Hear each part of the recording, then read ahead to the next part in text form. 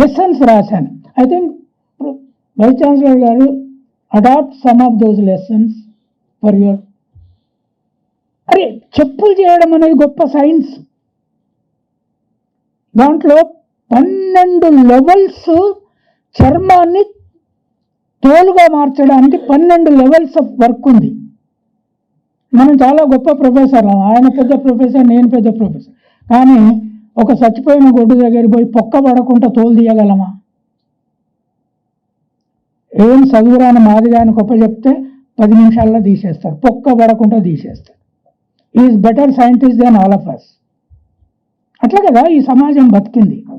మంగళకత్తి మీద అసలు ఇంతవరకు మనం రీసెర్చే చేయలే. మంగళకత్తి లేకుండా బొడ్డు కోయబడి బతికే వాళ్ళమా మనం? మనందరి బొడ్డు మంగళకత్తితోటి మంగళామే మంత్రసానిగా కోసింది. అది మంగళకత్తితో కోస్తే ఎందుకు బతుకుతారు, కొడవలతో కోస్తే ఎందుకు బతుకరో ఒకసారి చెప్తారా మీరు ఎవరన్నా? కొడవలతో బొడ్డు కోస్తే ఏమవుతుంది, మంగళకత్తితో కోస్తే ఏమవుతుంది? Can you think? చాలామంది స్త్రీలు ఉన్నారు, మీరే డెలివరీ అవుతారు, ఇవాళేమో హాస్పిటల్ అవుతున్నారు. కానీ ఇక్కడున్న 50 ఏళ్ళు దాటిన వాళ్ళు కూడా ఇంట్లో పుట్టిన వాళ్ళు ఉన్నారు. మంగళకత్తి ముందు దాన్ని పలుగురాయి మీద నూరుతారు, తర్వాత తోలు మీద నూరుతారు.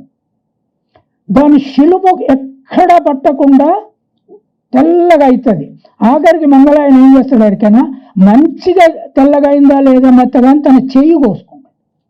మీరు ఊళ్ళల్లో పోయి మంగళూరులో చేయి చూడండి, కోసి కోసి కాయగాసి ఉంటుంది. ఆ కత్తితో కోసినప్పుడు సెప్టిక్ కాదు, తల్లి చచ్చిపోదు, పిల్లగాడు చచ్చిపోదు. నేను బతుకున్నా అంటే మంగళ తల్లి చేయబట్టి, మా కని కాదు, అవ్వదచ్చు నేను చదువును. సెప్టిక్ అయ్యే చచ్చిపోయింది మా అవ్వతి, వేరే విషయం. తర్వాత ఇంజక్షన్ తోటి. ద పాయింట్ ఈజ్, మంగళకత్తి మీద మనం పాఠం చెప్పాం కానీ మంత్రం మీద పాఠం చెప్తాం. అది అర్థమైద్దా అర్థం కాదో తెలియదు. ఋషి మీద పాఠం చెప్తాం, రైతు మీద పాఠం చెప్తాం.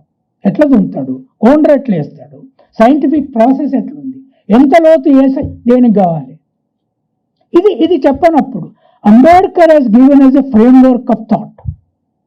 మీరు యూనివర్సిటీ టీచర్లు కనుక చెప్తున్నా నేను, మీరు కనుక డిగ్నిటీ ఆఫ్ లేబర్ని ఇళ్లల్లో చొప్పించకపోతే, I think today after listening to the vice chancellor's overall vision about this university, 1,00,000 admission ఉన్న యూనివర్సిటీ తెలంగాణలో ఇది ఒక్కటి తప్ప ఏది లేదు. సంవత్సరానికి